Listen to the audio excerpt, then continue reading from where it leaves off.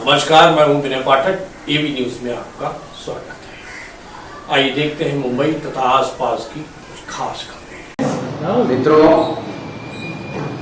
सभी पत्रकार बंधु भगिनी, मैंने आज पुलिस आयुक्त गृह मुंबई का पदभार संभाला है। इसके पहले मैं additional CP crime, additional CP east region और जॉइंट सीपी एडमिनिस्ट्रेशन, इन पदों पर काम कर चुका हूं।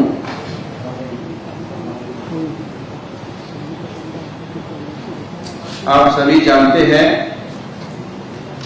कि फिलहाल मुंबई पुलिस एक नाजुक दौर से गुजर रही है। कुछ ऐसे केसेस हुए हैं जिसमें मुंबई पुलिस की विश्वासार्हता पे एक क्वेश्चन मार्क लगा हुआ है। कोई भी ऑनगोइंग इन्वेस्टिगेशन केस के बारे में मैं ज्यादा बात नहीं करूंगा, क्योंकि वो सही नहीं होगा। जो इन्वेस्टिगेशन चल रहा है, जो भी एजेंसी के पास है, एनआईए हो, एटीएस हो या लोकल पुलिस हो, वो अपना काम कर रहे हैं। उसके बारे में कृपया पत्रकार लोग अपने इमेजिनरी क्वेश्चंस न पूछे। सभी पत्रकारों को एक एक सवाल करने का मौका दिया जाएगा, ताकि सभी पत्रकार अपना एक एक क्वेश्चन पूछ सके। उसके बाद में अगर टाइम होगा तो दूसरा क्वेश्चन भी पूछ सकते हैं। इसके अलावा मैं महाराष्ट्र शासन का शुक्रिया अदा करता हूं कि उन्होंने मुझे इस काबिल समझा कि ऐसे नाजुक परिस्थिति में जब एक ऐसे दौर से मुंबई पुलिस गुजर रही है जिसमें पुलिस के ऊपर का कॉन्फिडेंस थोड़ा कम हो रहा है, ऐसे वक्त उन्होंने मुझे काबिल समझा कि मैं इसमें कुछ करेक्शन कर सकता हूं। उसके लिए मैं उनका शुक्रिया अदा करता हूं। आप सबकी मदद से हमारे सभी पुलिस अधिकारी, कर्मचारी, मुंबई पुलिस की 7,000 की फोर्स है, इन सभी के मदद से मुझे विश्वास है कि जो गंवाई हुई विश्वासकर्ता है, उसको हम फिर से पुराने दौर में ला सकेंगे और एक अच्छा काम करके हम मुंबई पुलिस का नाम फिर से पब्लिक के बीच में, महाराष्ट्र में और पूरे देश में हम लोग एक अच्छी तरह से नाम कर सकेंगे, इसका मुझे विश्वास है। उसके लिए आपके सपोर्ट की बहुत जरूरत है और मुझे विश्वास है आपका सपोर्ट हमें मिलता रहेगा। अभी आप लोग ऐसे बात करेंगे तो मुझे किसी का कुछ सुनाई नहीं देगा। मुंबई पुलिस पर यह आरोप लगा है कि एटीएस जांच करे, लेकिन सरकार के दबाव में है।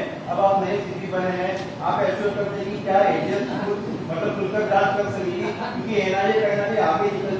इससे पहले ही मैं बता चुका हूं कि जो ऑनगोइंग इन्वेस्टिगेशन है वो एजेंसी कर रही है, उसके बारे में कोई भी सवाल पूछना is not proper at this stage. Sir एक सवाल है, जब वजह का प्रकरण आया था उस वक्त वजह के मामले में कहा गया कि ऊपर कार्रवाई करने में थोड़ी देरी की गई। हमने देखा कि कुछ उनके और जो सहकर्मी हैं जिसमें 3-4 उनका बयान दर्ज किया जा रहा है, डीपीआर वगैरह उनके नीचे में रियासतबाजी का लेटर भी सामने आया। तो क्या इस मामले में अभी तक क्योंकि ये संदिग्ध है, थोड़े समय के ऊपर कार्रवाई अभी नहीं की जा रही है पुलिस की तरफ से, पहले से ही पुलिस अगर इन लोगों का एक्शन ले ले तो शायद जिस तरह से आप प्रतिमा मयूर की बात कर रहे थे, शायद सभी को रोकना आसान। इसमें जो इन्वेस्टिगेशन चल रहा है वो ठीक से चल रहा है। एटीएस अपना इन्वेस्टिगेशन कर रही है, एनआईए अपना इन्वेस्टिगेशन कर रही है। इसमें और ज्यादा कुछ कहने लायक नहीं है। किसी भी अधिकारी का, किसी भी कर्मचारी का कोई भी इन्वॉल्वमेंट आता है, एनआईए और एटीएस जो अपने केस कर रहे हैं उसमें वो सक्षम है किसी के भी ऊपर एक्शन लेने के लिए। अगर हमारे पास में ऐसे कोई केसेस आते हैं जिसमें कोई एडमिनिस्ट्रेटिव एक्शन की जरूरी है तो वो हम जरूर लेंगे हमारे एडमिनिस्ट्रेशन डिपार्टमेंट में से।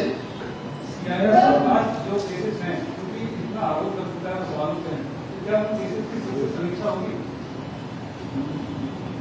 अभी समीक्षा हमारे सीआईयू जिनके अंडर में है, जॉइंट सीपी क्राइम, उनको बताया जाएगा, उनके रिव्यू लिए जाएंगे वो केसेस के, और उसके बाद में आगे की कार्रवाई।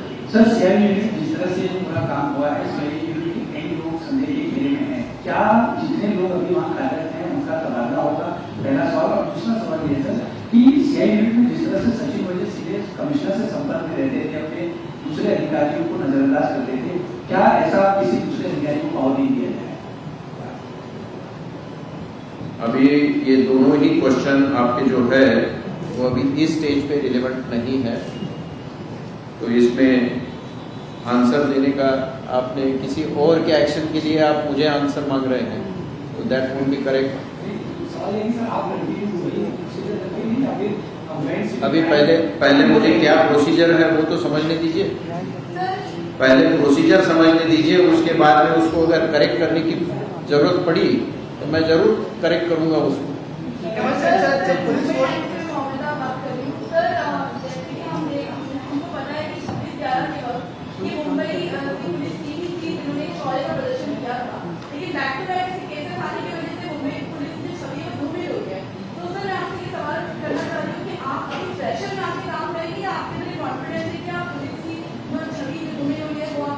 काय में आके काम करेंगे?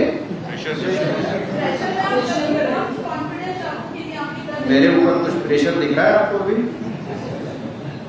नहीं ना? नहीं है। जब आएगा तो मैं आपका सलाह लूंगा कुछ। आपका पहला क्वेश्चन हो चुका है। Second round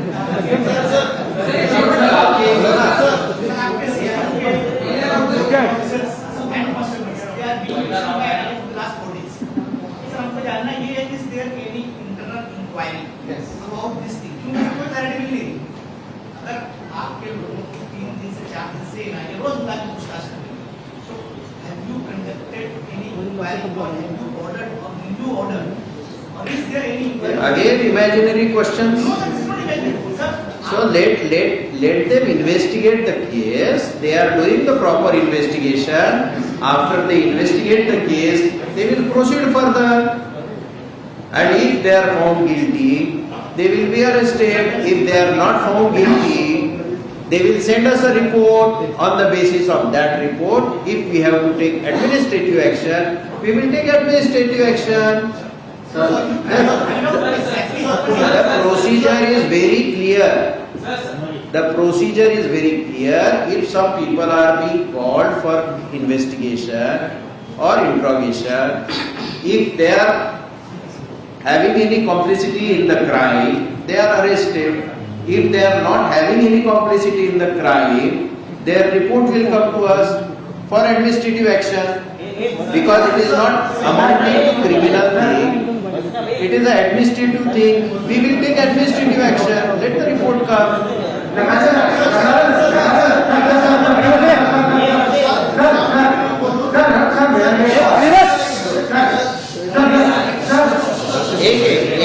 I am not going away. I am available here. Please, one by one. ABP news में अभी तक का सफर करते हैं समाप्त। मेरे पाठक को दीजिए इजाजत, हम फिर मिलते हैं।